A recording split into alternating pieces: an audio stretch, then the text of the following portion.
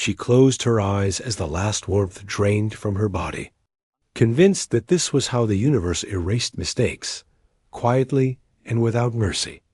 And in that final breath, she welcomed the dark, because pain had become heavier than fear. Yet just as her heart faltered, she felt hands grasp her and thought death had come to claim her in flesh, only to feel warmth instead, solid and trembling. And when her eyes opened, she saw a human holding her, his face streaked with blood and ash, his arms wrapped around her shattered form, as if she were the only thing keeping him standing. Her name was Aralis, once a winged scout of the Vale clans, once praised for speed and sight, now broken, hunted, and bleeding beneath the twisted remains of warships that littered the frozen battlefield like graves of forgotten gods.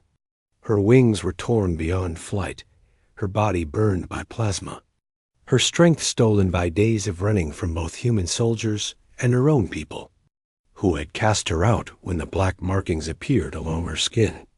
Thin glowing lines they called a curse, a sign of ruin that would bring extinction if allowed to live.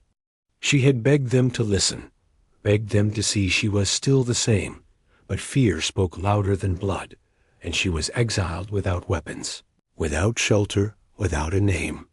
Humans were no kinder. To them she was an unknown threat, a rumor given claws and wings, something to be captured, dissected, or erased. And she had learned to fear the sound of boots, the whine of scanners, the red glow of targeting lights sweeping across ruined cities and burning deserts. She remembered cages made of light, remembered needles and cold voices recording her screams, remembered the day she escaped while others did not, a freedom that tasted like guilt and loneliness. Each time she trusted, betrayal followed, until hope became a weakness she could no longer afford.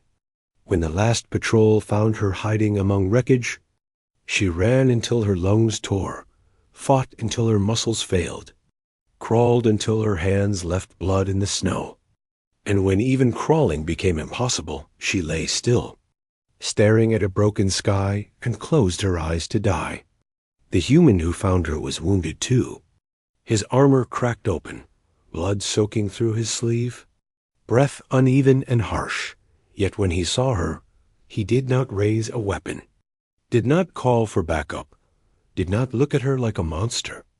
And when she flinched, he only knelt and gathered her into his arms, holding her with a care she had forgotten existed. She tried to push him away, expecting pain, expecting betrayal. But his grip tightened gently, and he whispered words she did not understand, yet somehow felt. Words that carried meaning beyond language. Words that said you matter. Words that said stay. He carried her through falling snow that hissed as it struck burning metal, hiding her beneath torn cloaks and scrap as drones passed overhead. Every step costing him strength he did not have, yet he never slowed. When soldiers cornered them inside a collapsed transit tunnel and shouted orders, calling him traitor for protecting an alien, he stepped in front of her without a weapon and raised his empty hands. And when the first shot tore into his shoulder, he staggered but did not fall. When the second shattered his leg, he still stood, shielding her with his body as if it were instinct rather than choice.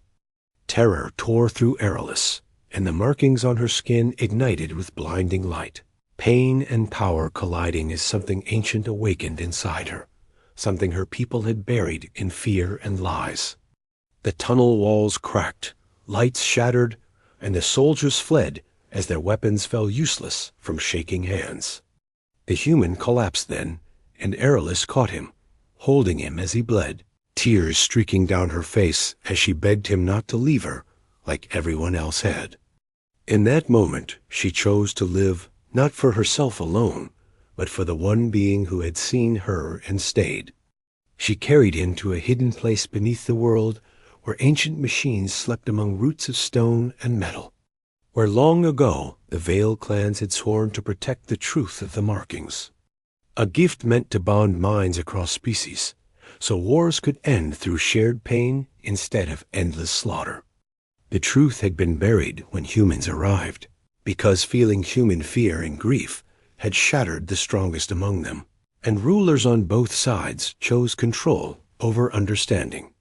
When alien elders and human commanders arrived together, demanding the girl and the man in the name of peace, the human woke long enough to stand again, leaning on broken armor and sheer will, and told Aerolus he chose her, not as a weapon, not as a threat, but as a life worth saving. What followed was not a battle of guns, but of hearts.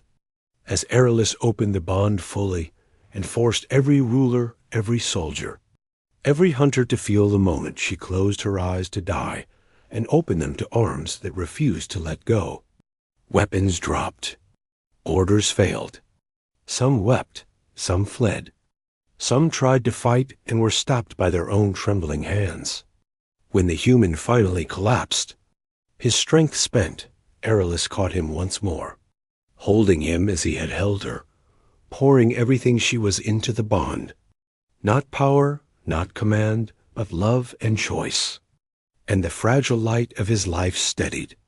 As silence fell over the battlefield, and the rulers retreated in shame, Aerolus stood among wreckage and snow with a human alive in her arms, and a future burning in her chest.